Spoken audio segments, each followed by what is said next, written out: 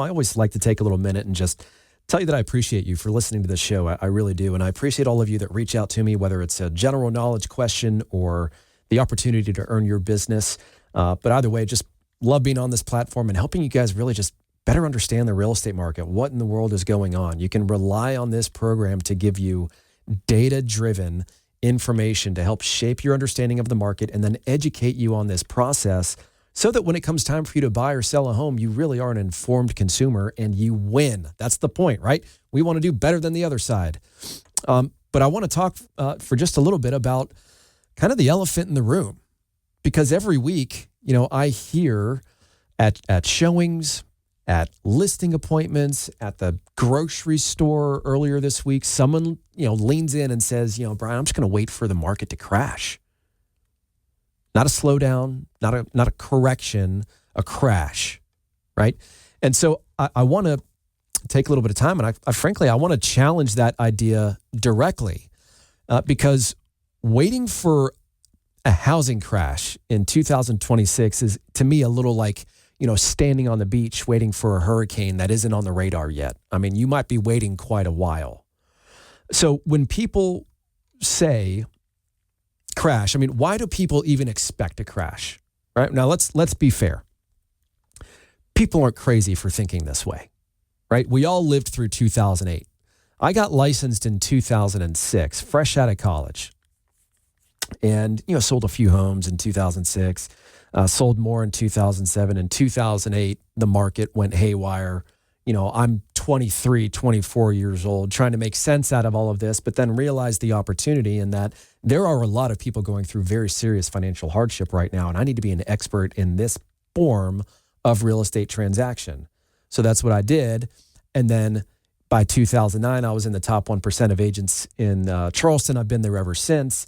And then 2 years after that, I was the top agent in the Southeast U.S., right? So I understood and still very clearly understand the scar tissue associated with the market of 2008, right? That experience left a permanent imprint on how Americans think about housing.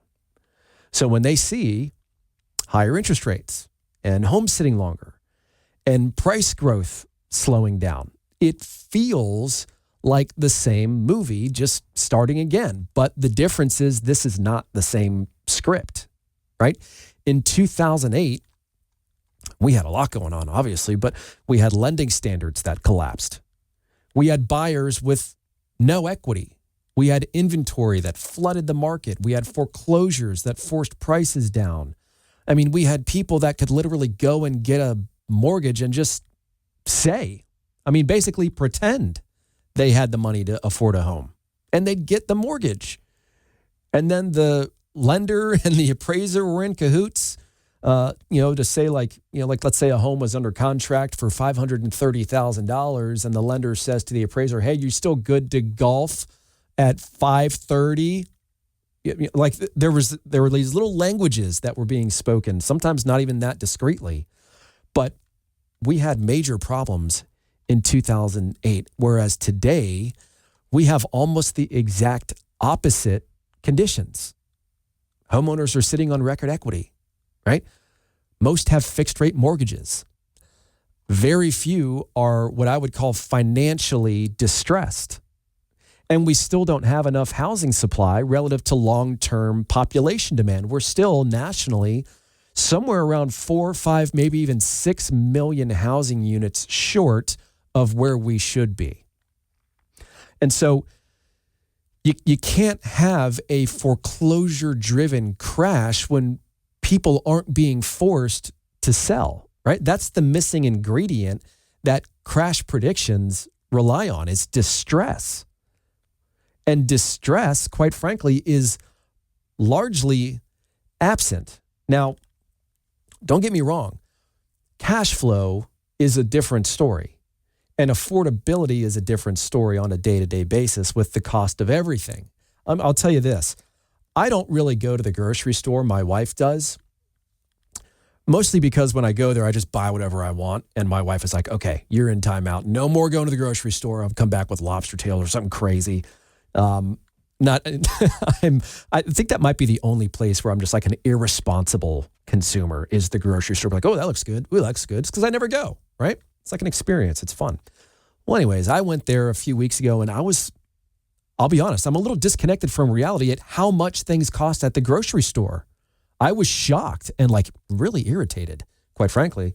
But again, my wife, wonderful wife, takes care of all of that so that I don't have to. But I would say that the financial stress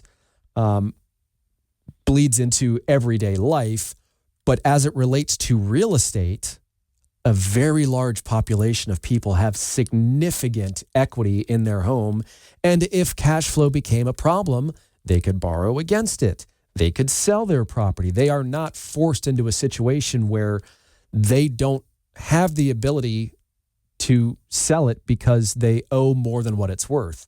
Now, if you bought something recently and you were anticipating prices going up, that's a little bit of a different story, because anytime you sell a house and you work with a real estate agent, between commission and closing costs and attorney's fees and tax prorations and whatever else might be negotiated, you're looking at somewhere between 7, 8, 9, sometimes 10% of the overall sales price in fees and expenses that get divvied up all over the place, and negotiability that gets divvied up. And so there's a cost to sell. If you buy something and then immediately turn around and sell it for what you bought it for, you're going to lose somewhere between 7 and 10% of that value. That's just the cost of doing business when you work with a real estate agent, and then when you've got all these other parties involved and expenses associated as a seller. But I would say that in general, distress is largely absent. So what we're seeing instead is something far less dramatic. It's a normalization cycle, right? Prices flatten, inventory builds gradually, buyers regain some negotiating power, which we are definitely seeing, and sales slow, but they don't collapse. That's not a crash. That's a market catching its breath after running a marathon for the last several years, right?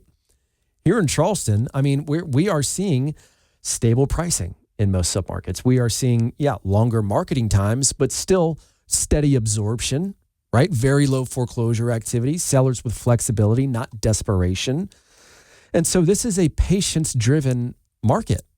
It's not a panic-driven one. And crashes require panic, in my opinion. So here's something I would say that's a little fascinating. The more people say they're waiting for a crash, the less likely a crash becomes. Why?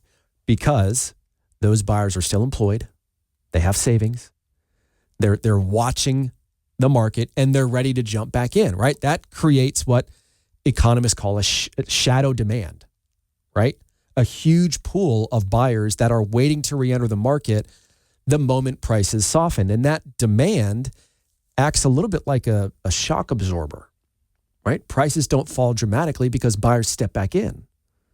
That's exactly what we've seen over the past 2 years. Every dip gets met with demand. And so here's the part nobody's talking about. People try to time housing like they time stocks, right? But housing isn't just financial. It's lifestyle driven. Families grow, jobs change, kids change schools, retirement happens, health changes. The biggest mistakes I've seen in 20 years weren't from buying at the wrong time. They were from waiting too long to make a life decision because someone was trying to outguess or outsmart the market. You can refinance a rate. You cannot refinance time. So instead of asking, when will this crash happen? I would say a better question is, does today's market support what I need my life to do next? Because Charleston real estate isn't collapsing, it's recalibrating, right? And historically, recalibrating markets reward decisive people, not spectators. So if you're waiting for a crash, just make sure you're not putting your plans on hold for something that might not ever arrive, right? The market doesn't need to crash for opportunities to exist, I think is the point. It just needs some clarity. And that's exactly what I'm here to help our clients find. So if you want to talk through what that looks like, whether it's now or someday, we'd love the opportunity to help you better understand some timing opportunities in this market. which is what we're going to talk about next, by the way. So stick around for the last segment of the Brian Beatty Real Estate Show right here on the Big Talker, 1250 WTMA. But if you want to reach out to me and have a conversation about this, my number is 843-800-0065. That's 843-800-0065. Our website is listingsincharleston.com. That's listingsincharleston.com.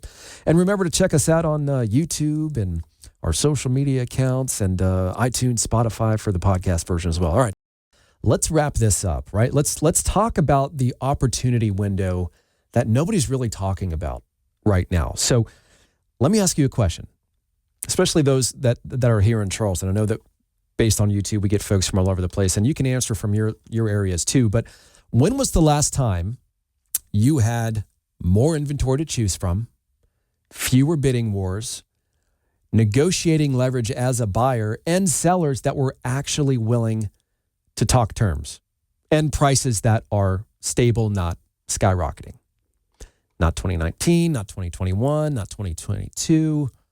It's right now. It's right. It is this market right now, and almost nobody is talking about it because when the headlines aren't dramatic, people stop paying attention. And that is the unfortunate reality of somebody that creates content for people to absorb, is that I make the decision to not be a drama queen. I don't need to propose this ridiculous idea that prices are about to come down 50% so that I can maintain viewership and sponsorship on YouTube. That's not the point of this program. The point is to help you understand what in the world is going on and make sense out of it from the perspective of somebody that helps people buy and sell real estate every day, that invests in real estate, that funds real estate investments, that manages rental properties. I'm in tune with the market. And again, when headlines aren't dramatic and have that buzzworthy effect, they sometimes get overlooked. But this quiet phase that we're in is, I think, where some smart moves get made, right? Because boom markets feel exciting, whereas crash markets feel terrifying. And traditional markets just feel boring. And I told you guys, when I was doing my projections for 2026, I used the word boring. It's going to be a normal, non-drama filled real estate market. But here's what history shows. The best long-term real estate decisions are often made in boring markets. Why? Because emotion is lower. Now, you can also argue that when you're in a very highly emotional market, sometimes there are some excellent opportunities for gain for those that are going through a distressed situation. And of course, that's always going to exist. But right now in Charleston, buyers aren't competing with 15 other buyers. Sellers aren't dictating outrageous terms like you have to buy it sight unseen. And no, you're not allowed to do a home inspection or an appraisal. You just have to buy it and trust that you're going to actually like the house when you actually get here. I mean, if that sounds ridiculous, just take a trip down memory lane to a few years ago when that became the norm. And we essentially had to alter our business practices to have a virtual home buying and home selling program. I mean, that's how we had to adapt to the times. You also have investors that can, negotiate price and repairs and rate buy downs and concessions, and builders that are offering incentives again. That's not weakness. That's just leverage returning to balance, right? The scales are balancing, and balance, I think, is where strategy thrives. So I think here's the psychological trap that most people fall into. They're waiting for rates to drop dramatically, because let's think about what happens if rates fall sharply. Demand explodes, right? Competition returns, leverage disappears, prices accelerate again. And so, ironically, the very thing that people are waiting for is the thing that would eliminate today's advantage. Right now, rates are high enough to suppress the chaos, but they're stable enough to be able to plan around. I mean, that creates a window. And let's be real, 6% is not a bad interest rate. But when you attach it to today's prices and compare that to wages and then the cost of everything else, yeah, it's what's there. There is a reason why we're stalled. But again, it goes back to confidence, and where there's chaos, there's opportunity. So if you talk local reality across Charleston County and surrounding areas, again, inventory has improved meaningfully, I would say, compared to pandemic lows. You've got days on market that are longer, which gives buyers some breathing room so that they don't have to make immediate decisions on things. Because we've also seen quite a bit of properties go back on the market. They were under contract. The buyer essentially got cold feet. They said, hey, you know what? I'm thinking that this isn't the right house for me. Let's get out of the deal. I'll pay my termination fee to the seller, and we'll see if something else hits the market that's better, right? And you've got sellers that are, I think, more realistic than they've been in years, as another by the way. And you've got new construction communities that are negotiating again, which is nice to see. So you've got, move-up buyers in Mount Pleasant. They're not facing 20 other competitive offers anymore. Downsizers on James Island, they can sell and negotiate on their next purchase without fear of not being taken seriously because they have a home sale contingency. Investors in North Charleston or West Ashley can actually run conservative numbers that still make deals work. It's not a desperate market, it's a disciplined one. And I think disciplined markets reward disciplined buyers. And I think here's something that almost nobody discusses. Homeowners today are sitting on historic equity levels. Many Charleston owners have gained, 40, 50, 70% equity over the last decade. And that equity is optionality. It allows you to reposition or downsize or diversify into a rental property or pay off debt or improve your lifestyle. But fear of giving up a low mortgage rate is freezing people. It's that lock-in effect that we're talking about. And the irony is that your rate might be 3%, but your life might not fit your house anymore. And sometimes the opportunity just isn't financial. It's functional. And every transitional market really creates kind of two groups, right? The majority, which are those who wait, and then the minority who move strategically. And the minority locks in, I think, favorable negotiations. The minority buys before competition returns. The minority sells before supply expands further.